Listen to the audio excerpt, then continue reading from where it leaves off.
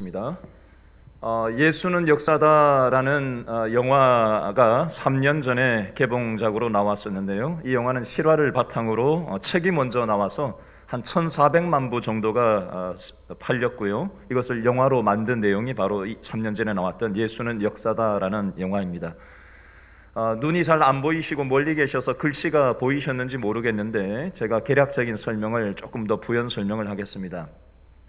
방금 영상에서 보신 것처럼 남편과 아내 그리고 딸아이 세 식구가 한 가정인데, 남편의 직장은 언론을 대학에서 전공하고 법학을 대학원에서 전공을 하고 나서 언론 법률 전문 기자로 한 14년 정도 생활을 하던 사람입니다. 실제 인물이고요. 행복한 단란했던 한 가정에 저녁 식사를 하던 중에 딸아이가 목에 먹던 것이 걸려서 생사에 숨을 쉴 수 없었고 생사의 기로 앞에 있었을 때 갑작스럽게 흑인 병원 간호사가 나타나서 아이를 응급조치를 해줬기 때문에 아이가 숨을 쉴 수 있었는데, 이것에 대한 반응이 다릅니다. 남편은 우연이라고만 얘기를 하고, 부인은 역시 교회는 안 다니는 사람이었지만 어떻게 이게 우연일 수 있느냐, 그 여자 하는 얘기를 듣지 않았느냐, 다른 데 가서 밥 먹으려고 하다가 무언가에 이끌려서 여기 마침 오게 되었고, 마침 딸아이의 위급한 상황을 저 여자분이 아니었다면 죽을 수도 있었다, 그러면 우리 삶이 얼마나 달라졌겠냐라고 하면서 이것을 계기로 이 부인은 신앙생활을 하게 되었고요. 그러나 이 남편은 여전히 믿지 않게 되었습니다. 영상에서 아까 보셨겠지만 부인이 남편을 향해서 이렇게 아까 얘기한 게 자막으로 나왔어요. 당신만을 사랑해 라는 표현이 나왔어요. 남편만을 사랑한다는 거였어요. 근데 이것을 계기로 해서 신앙생활을 하게 된 이 부인이, 남편만 사랑한다고 했던 이 부인이 남편보다 더 사랑하는 사람이 생기게 됐습니다. 누구를 사랑하게 됐을까요? 예수님을 더 사랑하게 됐습니다. 그래서 남편이 충격을 받게 되고, 그리고 나서 이것이 가짜라는 것, 예수 사건이 가짜라는 것을 자기의 직업 정신을 발휘해서 증명을 해보이기 위해서 이분이 몇 년 동안 뉴스 기사 쓰던 그 방식으로 조사를 하고 다니기 시작합니다. 고고학자를 만나서 성경의 고고학적인 증거를 살피기도 하고, 의학자를 만나서 의학적으로 십자가 죽음에 대해서 설명을 해달라고 하고, 또 신학자를 만나고 고고학자를 만나고 수많은 각계각층의 전문가를 만나서 진짜 예수님이 실제하시는 분인지 믿음의 대상일 수 있는지를 자기 나름대로의 방식으로 사실과 증거와 인간 이성을 총동원해서 예수님을 밝히기 위해서 달려들다가 결국에 이 사람이 예수님을 믿게 되고 나중에는 목사님이 되어서 사역을 하시는 분으로 바뀌어졌습니다. 오늘 본문에도 자신이 사랑했던 것이 사라지는 것을 받아들일 수 없었던 사람들의 이야기가 나옵니다. 바로 예수님의 제자들이었어요. 3년 동안 자신들의 모든 것을 걸고 함께했던 예수님이 자신들을 떠나서 십자가에서 죽으시러 가시겠다는 말을 듣고 제자들은 예수님의 그 말을 받아들일 수가 없었습니다. 예수님 한 분만 바라보고 지금까지 살아왔는데 그러면 우리는 어떻게 하라는 말이냐, 앞으로 뭘 먹고 살라는 말이냐. 살 길이 막막해진 제자들, 마치 실직을 당한 사람들처럼 앞으로의 미래가 불안하고 근심과 두려움에 빠지게 되었습니다. 이 제자들을 향해서 오늘 예수님이 본문에서 어떻게 말씀하시는지를 한번 살펴보도록 하겠습니다. 요한복음 14장 27절 말씀을 다 같이 한 번 더 읽어볼까요? 27절 시작. 무엇을 평안을 너희에게 끼치노니 곧 어떤 평안? 나의 평안을 너희에게 주노라. 밑줄 그으세요. 내가 너희에게 주는 것, 밑줄. 내가 너희에게 주는 것은 두 번째 밑줄입니다. 세상이 주는 것, 밑줄. 세상이 주는 것과 같지 아니하니라. 너희는 마음에 무엇도 하지 말고 근심도 하지 말고 무엇도 하지 마라. 두려워하지도 말라. 아멘. 여러분, 제자들만 근심, 불안, 두려움이 있습니까?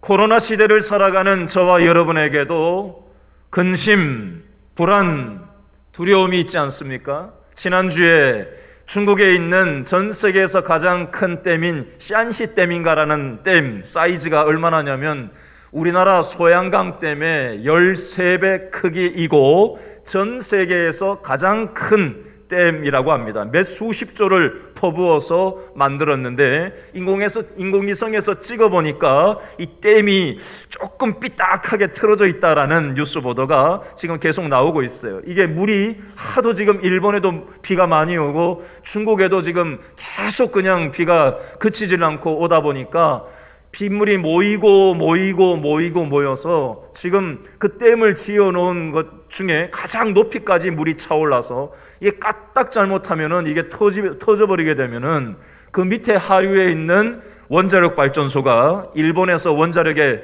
발전소에 문제가 있었던 것처럼 중국의 그 댐이 터져버리면은 그 하류에 있는 그 원자력 발전소가 우리나라에까지도 영향을 미칠 수 있다라는 뉴스 보도가 지난주에 계속해서 우리를 불안하게 만들었었습니다. 코로나19가 계속해서 지속되고 있지요. 우리 청년 실업 문제가 계속해서 불거지고 있지요.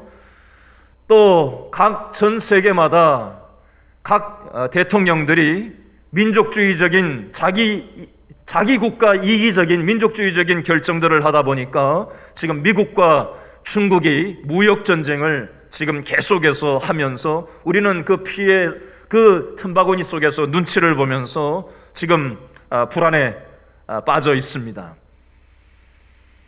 지금 전염병도 옛날에는 교통이 발달되지 않았고 또 전화도 없고 핸드폰도 없고 컴퓨터도 없던 시절에는 다른 나라에서 무슨 일이 생기는지 알지 못하던 시절도 있었지만 이제는 뭐 TV만 틀면 핸드폰에 전 세계 방방곡곡에 무슨 일이 일어나는지를 우리는 실시간으로 아는 시절을 살아가게 됐어요.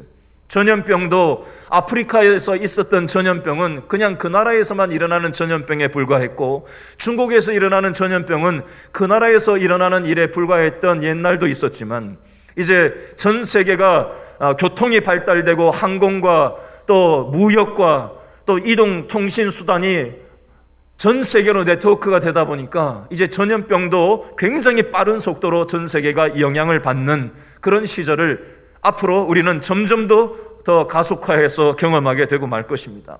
이건 피할 수 없는 현실이에요. 이 모든 것들이 우리를 근심하게 만들고 불안하게 만들고 도대체 어떻게 살아가야 되나, 우리가 안정되다고 생각했던 그 기반들이 삽시간에 이런저런 모양으로 흔들리는 걸 경험하면서 우리는 오늘 본문의 제자들처럼 우리 역시도 불안함과 막막함과 두려움 가운데 살고 있더라는 것입니다. 이런 제자들을 향해서, 이런 저와 여러분들을 향해서 하나님께서 27절 말씀을 오늘 하고 계시는데요. 여러분 아까 전에 밑줄을 그으시고 두 군데 제가 강조를 했는데요. 27절에 보니까 평안이라는 말이 몇 번 나오죠? 2번 나옵니다. 동그라미 해보세요. 평안. 두 번째는 어떤 평안? 나의 평안. 동그라미 해보세요. 평안은 평안인데 나의 평안, 예수님의 평안, 하나님이 주시는 평안 얘기하는 거예요. 자, 두 군데 밑줄을 그으셨죠? 첫 번째, 내가 너희에게 주는 것, 이것이 바로 평안, 나의 평안, 하나님이 주시는 평안을 얘기하는 거고요. 두 번째 밑줄 어디에다 그으셨죠? 세상이 주는 것에다가 두 번째 밑줄을 그으셨어요. 세상이 주는 것은 세상이 주는 평안을 얘기하는 겁니다. 자, 이 두 가지 평안, 여러분 저를 따라 한번 해보겠습니다. 첫 번째 따라합니다. 세상이 주는 평안. 두 번째입니다. 나의 평안, 예수님의 평안, 하나님의 평안. 이 두 가지를 좀 비교해서 생각을 해보겠습니다. 먼저 세상이 주는 평안에 대해서 먼저 생각해 보겠습니다. 2013년 10월 16일 날 뉴스에 나왔던 내용입니다. 포항 앞바다에 8,000톤급 화물선이 오후 3시 40분에 2013년 10월 16일 날 빠져서 어려움을 겪고 있다는 뉴스가 그때 나왔었어요. 제가 이걸 기억해내서 뉴스를 다시 한번 찾아봤는데요. 파나마 국적의 화물선 8,461톤급 화물선이 일본으로 가던 중에 영일만에서 포항 앞바다에서 방파제 바깥에 묘박을 따라합니다. 묘박은 정박하고 달라요. 세금을 안 내려고 방파제 안에 대는 것은 세금 내고 안전하게 세울 수 있어서 돈이 들지만 돈 안 들이려고 방파제 바깥에 위험을 감수하고 숙박시설도 배에서 그냥 때우면은 숙박시설도 돈도 아낄 수 있잖아요. 먹고 자고 하면. 그래서 이 파나마에서 넘어온 이 배가 일본으로 건너가기 전에 영일만에 방파제 바깥에다가 묘박 주차장에다가 차를 마치 주차해 놓고 잠시 쉬는 것과 같은 위치로 거기다가 묘박을 해놓고 있었습니다. 그런데 그날 밤에 풍랑이 들이닥쳐서 파도가 한 6m 이상 막 몰아친 거예요. 그랬더니 이 닻은 배에서 닻을 내리면은 닻이 이제 배를 안전하게 지탱을 해줘야 되는데 이게 6m 파도가 막 들이쳐버리니까 이 배가 방파제 밖에 있으니까 이게 어떻게 감당을 하지 못해서 닻이 꼬여버린 거예요.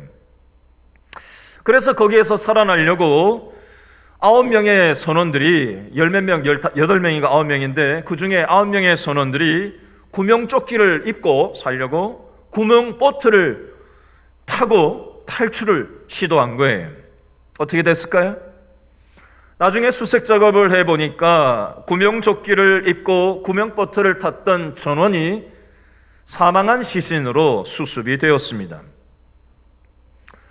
여러분, 이 뉴스를 제가 말씀 준비하면서 생각이 나서 이 부분을 가지고 설명을 한번 해보려고 합니다. 여러분, 우리는 우리의 인생에다가 때로 돈에다가 우리는 묘박을 하기도 합니다. 자녀에다가 우리는 묘박을 하기도 해요. 내 노후 준비에다가 묘박을 하기도 합니다. 건강 관리를 통해서 내 인생의 닻을 내 자기 관리를 통해서 안정을 취하려고 우리는 자기 관리를 하면서 돈 관리, 자녀 관리, 건강 관리, 노후 관리, 이런저런 자기 관리를 우리는 하면서 우리의 인생의 닻을 우리는 불완전한 것에 묘박하고 있지는 않느냐라는 겁니다.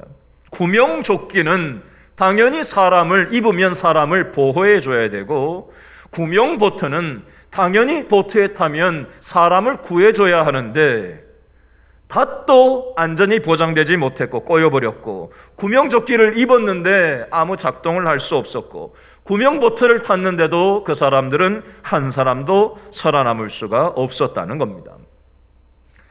여러분, 돈에다가 인생의 닻을 묘박을 내린 사람들, 자녀한테 목을 매는 사람들, 자신의 인간 관리로 사람을 관리하고 인생을 계획해서 거기다가 인생을 닻을 내리고 묘박하는 사람들, 순간 돈 때문에 행복할 수 있고, 순간 자녀 때문에 좋을 수 있고, 순간 일정 기간 자신의 삶이 안전을 경험할지 모르겠지만 이 세상 모든 것은 지나가는 것이고 변화하는 것이고 상황은 왔다 갔다 할 수밖에 없습니다. 날씨가 비가 왔다가 쨍쨍거렸다가 구름이 끼었다가 비가 왔다가 우박이 떨어졌다가 다양하게 조변석게 하는 것처럼 여러분, 우리의 인생도 수많은 변수에 의해서 영향을 받고, 그것 때문에 우리는 불안하고, 그것 때문에 우리에게는 근심이 밀려들고, 그것 때문에 우리는 두려움에 벌벌거리면서 살아가는 것이 죄로 인한 증상을 우리 힘으로 관리하려고 들지만 우리 힘으로는 하늘을 손으로 가릴 수 있나 보세요. 우리 힘으로는 안전을 보장받을 수 없음을 우리는 인생의 재난 앞에서, 수많은 인생의 문제 앞에서 우리는 느낄 때가 있습니다. 제자들을 향해서 이 말씀을 하시면서 예수님이 저와 여러분에게도 뭐라고 말씀을 하시는가? 두 번째 평안이 있는데 어떤 평안이 있다고요? 따라합니다. 나의 평안, 예수님의 평안, 하나님의 평안, 이게 있다는 거예요. 이걸 좀 생각을 해보겠습니다. 자, 지난주 주중에 우리 성도님 한 분한테서 저한테 문자가 왔어요. 제가 누구라고 밝히진 않습니다. 이분이 이렇게 문자를 보냈어요. 목사님, 아무개입니다. 지난 주일 설교 말씀 중에 보혜사라는 말씀에 대해서 자세히 알아볼 수 있을까요? 요한복음 14장 16절 이렇게 문자를 보내오셨길래 제가 바로 전화를 드렸어요. 그래서 이렇게 문자를 주셔서 감사하다고 하면서 어떻게 이 생각을 하시게 됐는지를 이제 서로 전화로 통화를 나누어 보았더니 이분이 지난주에 설교를 듣는데 보혜사 성령 하나님에 대한 관심이 생기고 하나님이 자신의 생각과 마음 속에 하나님의 마음을 주셔서 너무 감사하고 신앙생활하고 요즘 살아가는 것이 물론 자신의 삶 가운데 여전히 현실적으로 근심거리가 있고 불안한 것이 있고 자신을 두려워하는 것들이 수없이 들이닥치지만 그럼에도 불구하고 하나님과 함께 믿음 안에서 살아가고 있다는 것이 얼마나 힘이 되고 행복하고 좋은가, 이 마음을 목사님하고 좀 나누고 싶었다고 하시면서 함께 이런저런 얘기를 하면서 전화통화를 나누었어요. 여러분, 성령 하나님, 보혜사 성령 하나님께서 하나님에 대해서 요한복음 14장, 15장, 16장에 대해서 집중적으로 기록이 되어져 있습니다. 그러나 14장, 15장, 16장 중에 성령이라는 단어는 14장 26절 한 번밖에 안 나옵니다. 14장 26절에 보니까 한번 읽어볼까요? 14장 26절 다 같이 시작. 보혜사 곧 아버지께서 내 이름으로 보내실 동그라미 하세요. 무엇? 성령 동그라미. 성령 하나님 읽습니다. 그가 너희에게 모든 것을, 첫 번째로 성령께서 어떤 역할을 하신다고요? 가르치고, 두 번째 내가 너희에게 말한 모든 것을 성령 하나님이 어떻게 역할을 하신다고요? 생각나게 하리라. 성령 하나님, 보혜사 성령 하나님은 예수님께서 제자들에게 하신 말씀을 생각나게 하시고 예수님이 제자들에게 하신 말씀을 어떻게 하신다고요? 가르쳐 주신다라고 되어 있습니다. 여러분, 이것은 저와 여러분에게도 똑같은 이치예요. 하나님께서는 우리가 읽은 말씀, 들은 말씀, 쓴 말씀, 설교를 통해서, 영상 설교를 통해서 우리가 듣고 보고 쓰고 느낀 그 말씀을 우리의 인생의 근심 상황 속에서, 인생의 불안한 상황 속에서, 인생의 어려움 속에서 생각나게 하여 주시고 성령께서는 가르쳐 주셔서 우리를 깨워 주신다는 거예요. 그걸 지금 얘기하고 계신 겁니다. 여러분, 요한복음 15장 26절 한번 볼까요? 요한복음 15장 26절 동그라미를 하나 하시는데요, 제가 얘기하는 것에 동그라미를 하세요. 요한복음 15장 26절 두째 줄 끝에 보니까 어떤 성령? 진리의 성령 동그라미. 진리의 성령. 16장 13절 한번 펴보시겠어요? 요한복음 16장 13절 동그라미 합니다. 어떤 성령? 진리의 성령 동그라미 일단 해놓으세요. 다시 14장 17절로 돌아오시겠어요? 14장 17절. 그는 어떤 영이라? 진리의 영으로 되어 있습니다. 진리의 영. 자, 진리의 성령, 진리의 성령, 진리의 영, 보혜사 성령에 대해서 요한복음 14장, 15장, 16장에서는 얘기하고 있고요. 14장 26절에만 성령이라는 표현이 한 번 딱 나오는데 요한복음에 2번 더 나오는 표현이 있습니다. 그게 요한복음 1장 33절에 나오는데 찾아서 읽어볼까요? 요한복음 1장 33절 펴보세요. 요한복음 1장 33절 2번 성령에 대해서 표현이 되어 있는데요.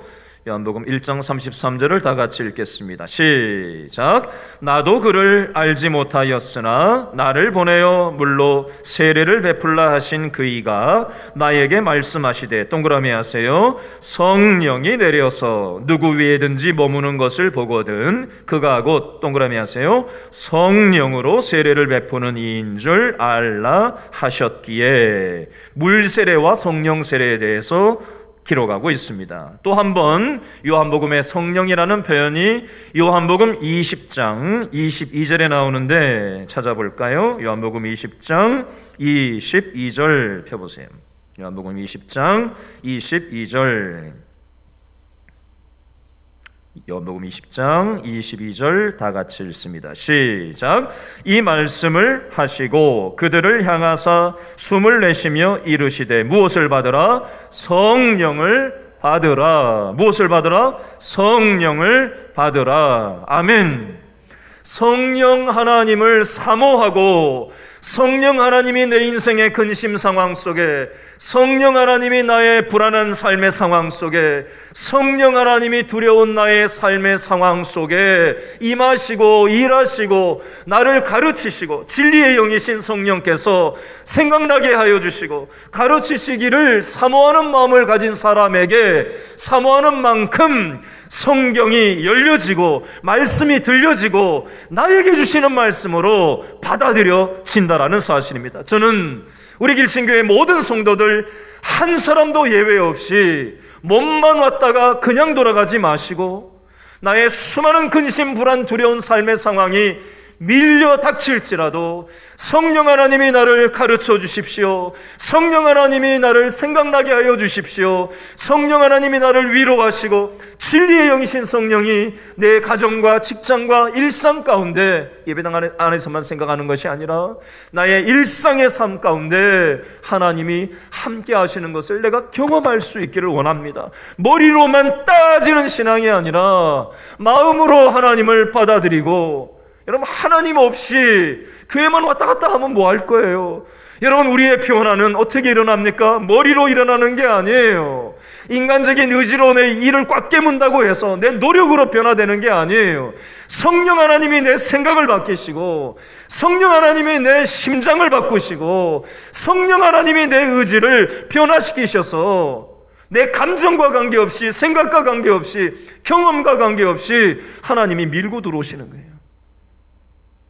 여러분, 저는 한 사람도 예외 없이 하나님 없이 몸만 왔다 갔다 성경 들고 왔다 갔다 하는 그런 종교인이 아니라 하나님을 경험하고 하나님을 누리고 참된 자유 속에 내 생각과 마음과 내 기준을 넘어서시는 하나님의 은혜의 역사를 체험하면서 누리시면서 행복한 신앙생활을 할 수 있는 우리 모든 성도분들 다 되실 수 있기를 바랍니다. 아멘.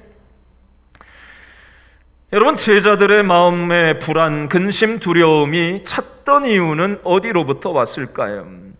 예수님이 자신들과 3년 동안 함께 계시다가 떠나신다, 십자가에서 죽으러 떠나신다, 이제 예수님을 영영 만날 수 없다, 예수님과 분리된다, 그 사실 때문에 제자들의 마음속에는 불안함, 근심, 두려움이 밀고 들어왔던 거예요. 근데 이런 제자들을 향해서 예수님은 뭐라고 말씀을 하시지요? 그 내용이 요한복음 14장 28절에 나옵니다. 요한복음 14장 28절 말씀을 우리 다 같이 한번 더 읽어보겠습니다. 요한복음 14장 28절 다 같이 시작. 내가 갔다가 너희에게로 온다 하는 말을 너희가 들었나니 나를 사랑하였더라면 내 아버지께로 감을 어떻게 해요? 기뻐 동그라미 기뻐 동그라미 하였으리라. 아버지는 나보다 크심이라. 27절에 보니까 예수님이 뭐라고 말씀하세요? 근심하지 마라, 두려워하지 마라, 대신 28절에 기뻐해라. 왜 기뻐하라고 말씀하시나요? 예수님이 갔다가 너희에게로 온다, 다시 온다, 이 말씀을 제자들하고 3년 동안 같이 다니시면서 수차 하셨어요.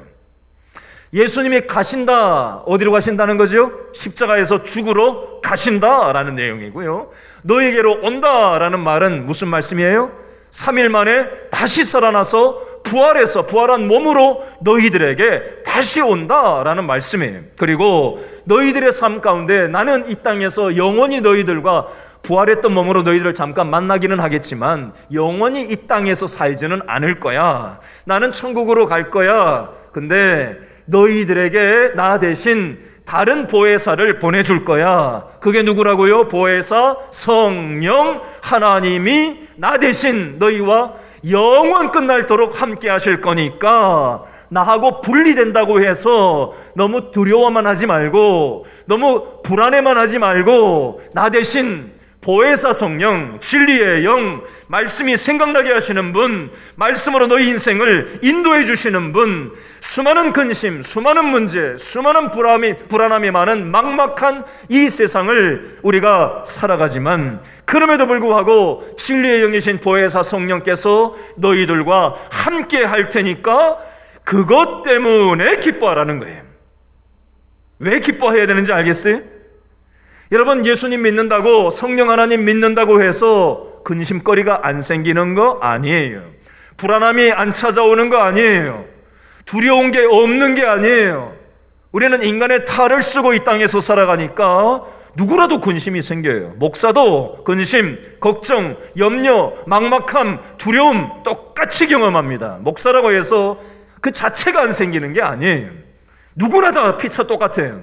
그러나 우리가 예수님의 십자가 부활을 믿는 사람들에게 내가 갔다가 너희들에게서 와서 부활의 증거를 나타내 보여주겠다라고 말씀하시면서 나는 천국으로 가겠지만 너희들을 함께 하실 보혜사 성령, 진리의 성령이 있으니 그분이 너희 인생 가운데 함께 한다는 사실 때문에 기뻐하고 무슨 문제가 있으면 그분께 기도하고 말씀으로 하나님과 영적 소통을 하면서 너희들의 인생의 닻을 돈에다가 묘박하지 말고 자녀에다가 묘박하지 말고 세상 재미에다가 묘박하지 말고 그런 건 다 금방 사그라드는 거니까 영원히 변하지 않는 반석이신 예수님께 너의 인생을 정박할 것을 말씀하는 겁니다. 이게 바로 나의 평안, 예수님의 평안, 하나님의 평안. 이것은 세상의 평안과 같지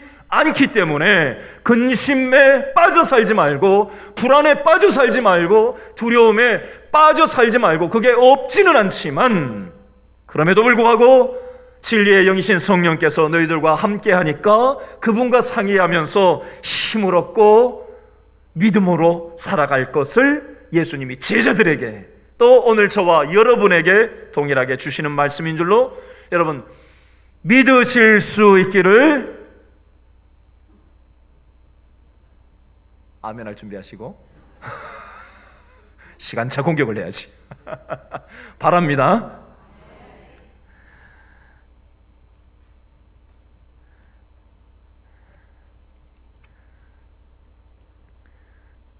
여러분, 지난주에 제가 또 다른 분한테 문자를 하나 받았어요. 이분이 문자를 이렇게 보내셨어요. 목사님, 제가 지금 오늘 점심을 안 먹었어요. 근데 배가 안 고파요. 지금 굉장히 더운 땡볕에서 일을 하는데 더운 걸 모르겠어요. 왜 그러냐면 신앙생활을 하게 되면서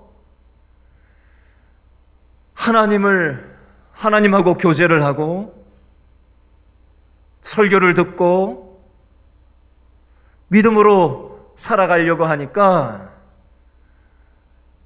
예전에는 이런 삶이 있는 것을 몰랐는데 물론 저의 삶은 여전히 절망적인 문제가 있고 건강도 심각한 어떤 부분이 있고 여전히 삶의 근심거리, 불안거리, 두려움거리는 여전히 똑같이 있지만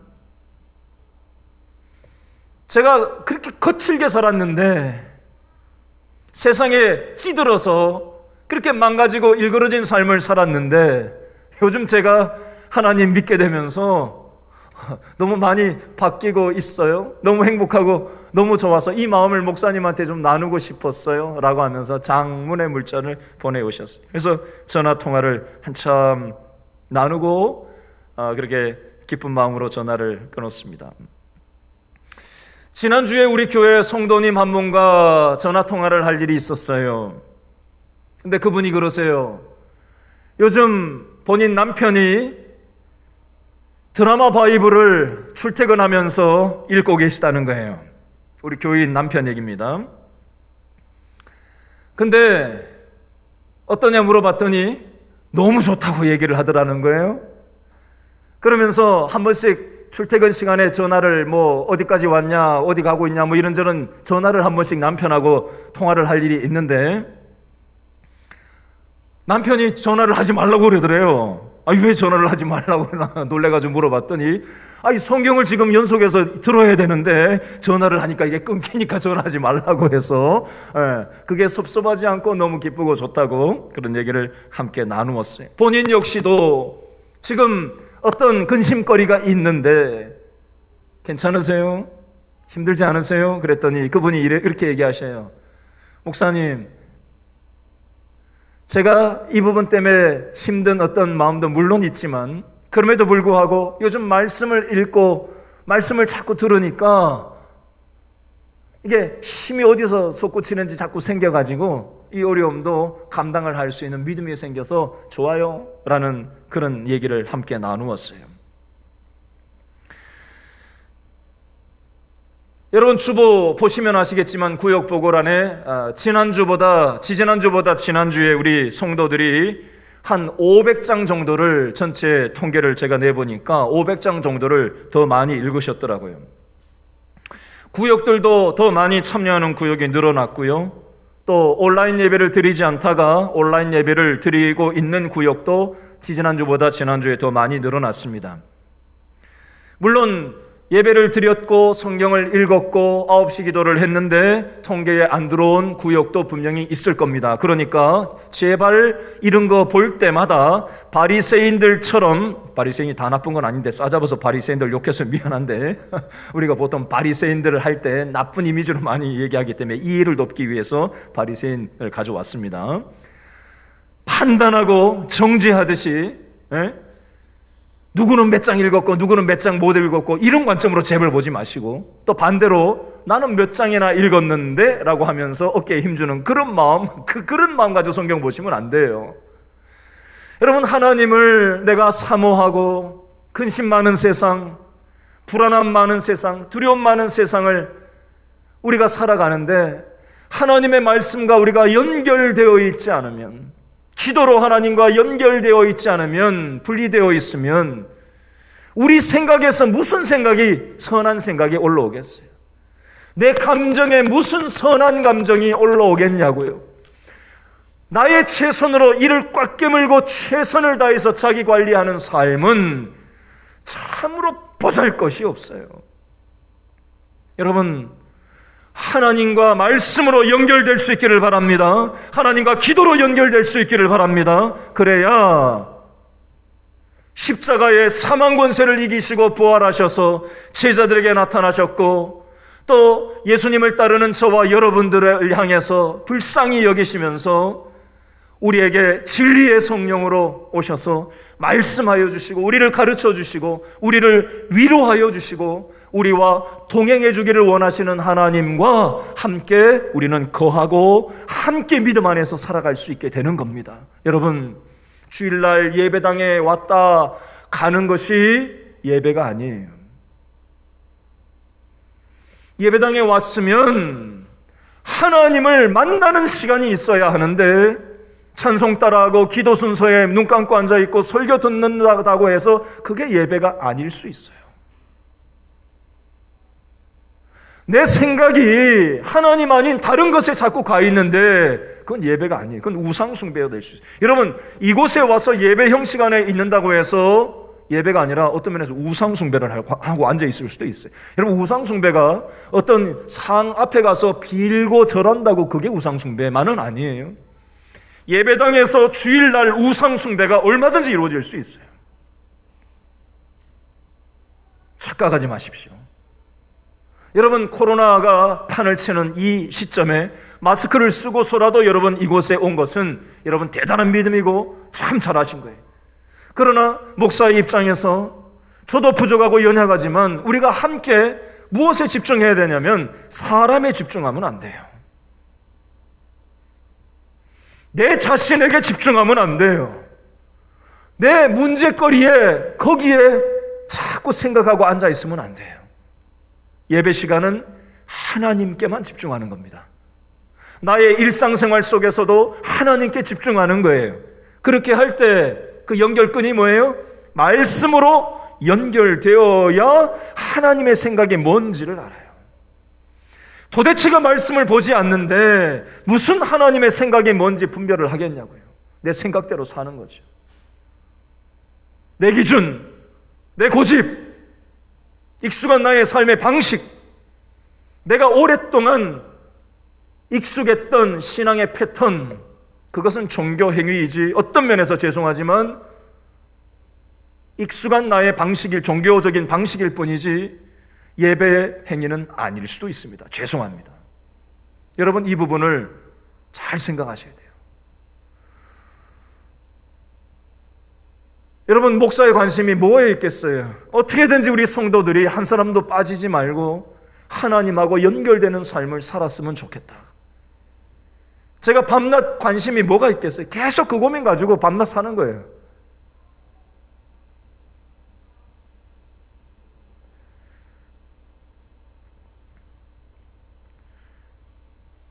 여러분, 성경책은 구약 성경책과 신약 성경책이 있어요. 구약 시대에 예수님이 이 땅에 오시기 전에 이스라엘 백성들이 하나님을 만났던 장소가 크게 두 가지가 있어요. 첫 번째, 창세기, 출애굽기, 레위기, 민수기, 신명기 이 구약 시대에 왕이 있기 전의 시대에 어디에서 이스라엘 백성들이 하나님을 만나고 제사 드리고 예배 드렸죠?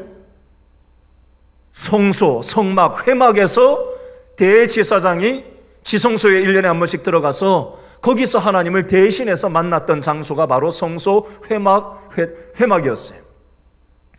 왕이 생기고 난 다음에 이스라엘에 어디에서 이스라엘 백성들이 하나님을 예배하고 만났죠? 예루살렘 성전에서 제사를 지내고 하나님을 만났던 장소였어요. 성소, 회막과 성전에서 하나님을 만났어요. 구약시대 때. 그러면 신약시대에 넘어와서 예수님이 이 땅에 오시고 나서는 어디에서 예배드리죠? 오늘날처럼 이렇게 건물, 벽돌 건물, 뭐 다른 재질도 있지만 이런 어떤 물리적인 공간이 교회일까요? 우리는 흔히 물리적인 공간이 교회라고 생각합니다. 그러나 예수님께서 오셔서 뭐라고 얘기하셨죠? 너희가 성전을 헐라. 물리적인 성전을, 예루살렘 성전을 헐라고 말씀하셨어요. 3일 만에 내가 이 성전을 다시 세우겠다고 말씀하셨어요. 이건 뭘 얘기하는 거죠? 예수님이 십자가에서 죽으시고 3일 만에 다시 살아나셔서 그 자체가 예수님이 바로 육신의 몸을 입고 오신 성전이라는 거예요. 물리적인 성전이 아니라 육신의 몸을 입고 이 땅에 오신 예수님이 성전이라는 거예요. 그러나 예수님이 십자가에서 죽으시고 부활하셔서 제자들을 떠나서 천국을 가시면서 누구를 보내주시겠다고 오늘 성경에서 말씀하시죠? 따라합니다. 보혜사 성령, 진리의 성령, 성령 하나님을 십자가와 부활을 믿는 사람들에게 성령 하나님을 보내주신다고 하셨어요. 여러분, 예수님도 성전이지만 예수님이 가시고 나서는 무엇이 성전일까요? 예수님의 십자가와 부활을 믿는 성도들 자신이 바로 성전이에요. 내가 성전인 겁니다. 따라합니다. 내가 성전이다. 하나님은 나를 직접 만나주기를 원하세요. 예배당 와야만 예수님 만나는 게 아니에요. 주일날 예배 안에서 현장 예배에서만 예수님 만나고 예배 드리는 게 아니라 월, 화, 수, 목, 금, 토 직장 생활을 하든 3교대를 하든 2교대를 하든 그 직장의 현장 속에서 가정생활 속에서 아이들을 돌보는 그 시간에도 그것이 예배일 수 있습니다. 그러나 하나님과 말씀으로 연결되고 기도로 연결되어 있어야 성령께서 가르치시고 인도해 주시고 우리를 위로해 주셔서 하나님의 생각으로 내 생각을 빼고 하나님의 생각으로 자녀 양육하고 내 생각을 빼고 직장 생활하고 내 생각을 빼고 교회 생활할 수 있는 거지, 말씀을 도대체가 읽지를 않고 섭취를 하지 않는데 무슨 하나님의 생각이 입력이 되겠냐고요. 그러니까 교회 생활을 해도 우리는 내 생각을 가지고 하는 거예요. 내 기준을 가지고 하는 겁니다. 익숙한 방식이 진리인 것처럼 그것을 고집을 피웁니다. 여러분, 진리에 대해서는 우리가 고수를 해야 되지만 진리가 아닌 부분까지 교회 공동체에서 진리인 것처럼 고집 피우는 경우가 굉장히 많습니다. 그래서 교인들끼리 문제가 생기고 심지어 세상에 손가락질을 받습니다. 세상은 진리에 대해서 뭐라고 하는 게 아니라 진리 아닌 것을 진리처럼 고집 피우고 자기 기준으로 밀어붙이는 교인들의 폐쇄적인 접근 방식을 손가락질하는 겁니다. 여러분, 저와 여러분의 모습을 한번 돌아볼 수 있었으면 좋겠습니다. 지난주에 부산에서 빗물이 차도로 들어오고 지하차도로 들어가고 해서 지하차도 통하는데 금세 물이 불어나서 많은 인명피해가 나서 사망자가 여러 명이 생겼어요. 비가 올 때 많이 올 때마다 우리는 뉴스를 틀면 어떤 모습이 보이죠? 뭐가 떠내려가요? 저만 얘기하니까 재미가 없어요. 여러분도 좀 도와주실래요? 비가 많이 와요. 뭐가 떠내려가요? 동동? 에? 뭐가 떠내려가요? 나무도 떠내려가고, 또요 짐승도 돼지도 동동 떠내려가고, 또 분리수거해 놓은 쓰레기도 막 떠내려가고, 더러운 얘기를 할까요? 똥도 떠내려가고 별의별 게 다 떠내려가요. 여러분, 제가 말씀을 가만히 준비하면서 그 장면이 생각이 딱 떠올랐어요. 성령 하나님과 말씀과 기도로 우리의 영혼이 연결되어지지 않으면 우리의 영혼은 미움의 똥덩어리가 떠다니고 원망의 쓰레기가 우리의 영혼에 떠다니고 죽이고 싶은 살기가 우리의 영혼에 떠다니고 심지어 내 자식도, 내 직장 동료도, 내 구역 식구도 누구랄 거 없이 우리는 사랑의 대상이기보다 미움의 대상으로 전락하게 되는 이유가 바로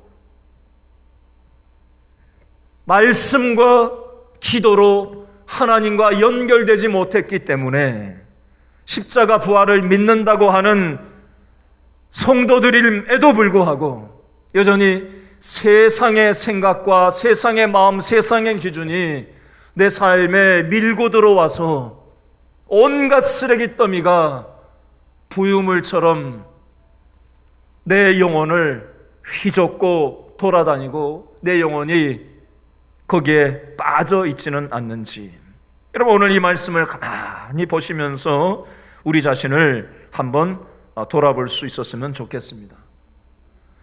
여러분, 저도 냄새나는 인간이고 우리 모두는 연약하기 짝이 없는 존재들이에요. 우리가 완벽하기 때문에 하나님이 우리를 쓰시는 사람은 단 한 사람도 없습니다. 다윗도 하나님이 그렇게 다윗과 같은 믿음의 사람을 못 봤다고 하나님이 수차례 성경에서 말씀을 하는데도 다윗도 성범죄를 저지르고 살인죄를 저지른 사람이었어요. 그러나 다윗이 하나님 앞에 회개하고 다시 하나님과 연결될 수 있도록 성령을 내게 거두어 가지 말라고 하나님 앞에 금식 기도하면서 엎드려서 하나님과 연결되게 해달라고 사모하면서 엎드렸을 때 그걸 보시는 거예요. 그걸 완벽하게 사는 것 때문이 아니었어요. 여러분, 저와 여러분이 부족하고 연약한 투성이지만 누구랄 것 없이 그럼에도 불구하고 하나님이 오늘 예배를 통해서 우리에게 뭘 요구하시는 거예요? 내가 너희의 근심을 해결해 주기를 원한다. 너희들의 불안을 내가 해결해 주기를 원한다. 너희들의 무서워하는 그 힘든 마음을 내가 위로해 주고 영원 끝날까지 너와 함께 하기를 원한다. 근데 나하고 좀 연결이 돼야 되지 않겠니? 내 마음이 어디에 있는지, 내가 원하는 것이 무엇인지 그걸 좀 나하고 좀 영적 소통, 기도를 좀 해야 되지 않겠니? 하나님은 말씀하시는 거예요. 여러분, 오늘 참석하신 모든 분들에게 부탁합니다. 부디 저에게도 마찬가지고요. 우리 모두가 우리의 부족함에 집중하고 다른 사람들의 부족함에 집중하는 것이 아니라 하나님께 집중하기 시작할 때, 그때 교회 생활이 돌아가는 겁니다. 내 영혼이 그때 작동을 하게 되는 거예요. 우리 인생에 엉뚱한 데다가 영혼을 묘박시키지 마시고 하나님께 우리의 인생을 정박시키시고 하나님이 주시는 평안, 하나님이 주시는 자유함, 어떠한 인생의 풍파가 밀고 들어올지라도 하나님과 함께하는 사람들에게 주시는 그 은혜를 우리가 경험하고, 이것을 예배당 건물 안에만 가둬두지 말고 우리가 살아가는 이 길동, 명일동, 암사동, 상일동, 광일동, 둔천동, 성내동, 하남시, 미사신 도시에 이르기까지, 아니 우리가 살아가는 그 일상의 자리에서까지, 또 동시에 전 세계 수많은 잃어버린 영혼들에게 하나님 사랑을 흘려보내는, 우리의 어깨를 내어줄 수 있는 그런 교회로 아름답게 쓰임받게 되기를 바랍니다. 1부 예배 마치고 제가 올라오다 보니까 우리 선교 부장되는 우리 김경환 집사님하고 선교 부원들이 모여서 선교와 구제를, 우리 성도들이 피땀 흘려가지고 어려운 경기 속에서도 구제연금 내고 선교연금 낸 걸 가지고 어떻게 우리가 집행을 앞으로 더 효율적으로 해야 될지, 임원들과 우리 구제부 선교부원들이 함께 모여서 함께 머리를 맞대고 고민하는 모습을 보고 참 감사한 마음이 들었어요. 여러분, 교회를 목회자 혼자 결정하고 그렇게 하는 게 아니에요.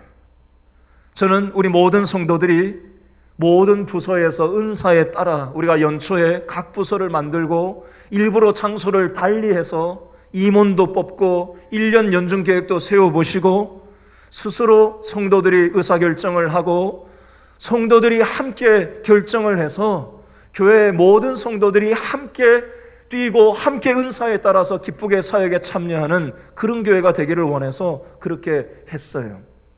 그러나 이것이 익숙하지 않다 보니까 아직 이게 작동이 잘 되지 않고 있지만 조금씩 한 걸음 한 걸음 지금 나아가고 있습니다.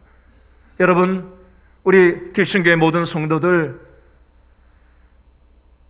서로 위로해주고, 서로 누가 아프다고 하면 내 구역이냐 네 구역이냐 따지지 말고 구역을 넘어서서 전화도 한 통화 걸어주고, 뭐 전화 안 해도 내가 기도하니까 알겠지, 이게 아니라 사람은요, 물론 하나님께 기도하지만 사람은 사람의 따뜻한 말 한마디가 이게 와닿는 거예요. 하나님 눈에 안 보이잖아요. 성도들끼리 서로 인사 반갑게 해주고 서로 손 따뜻하게 잡아주고, 내가 힘든데 아닌 척하고 그냥 웃으면서 있는데 누가 다가와서 힘든지 다 알고 있어 한마디만 해주면 내 마음이 얼마나 좋아요. 그렇죠? 힘이 나잖아요. 여러분, 그거 하라고 구역 식구들을 붙여주신 거고, 그거 하라고 전도회원으로 비슷한 연령대로 묶어놓은 거고, 임원들을 뽑아놓은 것이 행사 치르라고 해놓은 게 아니라, 여러분, 구역 모임은 단지 그 모이는 그 1시간 2시간 그때만 구역 모임으로 하고 끝내라고 한 게 아니고, 더 중요한 구역 모임은요, 나머지 전부의 시간이 구역에 함께하는 삶이라야 돼요.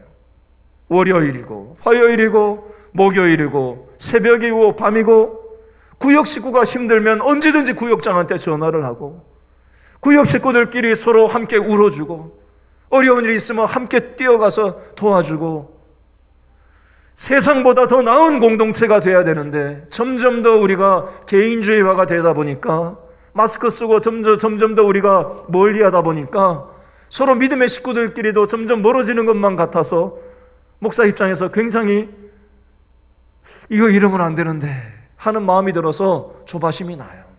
여러분 제 마음 어떤 마음인지 아시겠죠? 조금은 느껴지시죠? 그래서 우리가 교육자들이 열심히 지금 하고 있어요. 어떻게 해야 되나? 오늘 또 유치부 유초등부에서 오늘 이제 예배 마치고 나면은 또 이제 유치부 성경학교를 이제 어떻게 해야 되나? 유초등부 성경학교를 어떻게 해야 되나? 또 계획을 해서 날짜를 확정 짓고 이제 다음 주 이제 포스터가 유치부 유초등부도 함께 걸릴 거예요.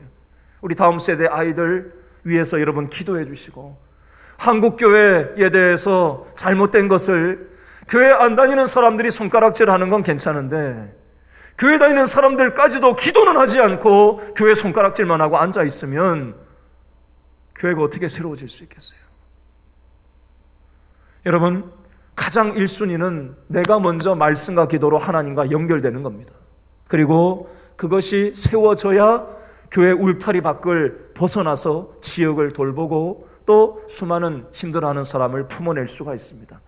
부족하고 연약한 저와 여러분들을 통해서 하나님께서는 이 일을 하기를 원하십니다. 여러분 이 일에 함께 하셔서 돈으로 느낄 수 없는, 자식으로 느낄 수 없는, 세상 행복과 재미로 느낄 수 없는 하나님이 주시는 기쁨과 참 자유를 경험하며 나누며 축복의 인생으로 살아가는 저와 여러분 다 될 수 있기를 바랍니다. 기도하겠습니다.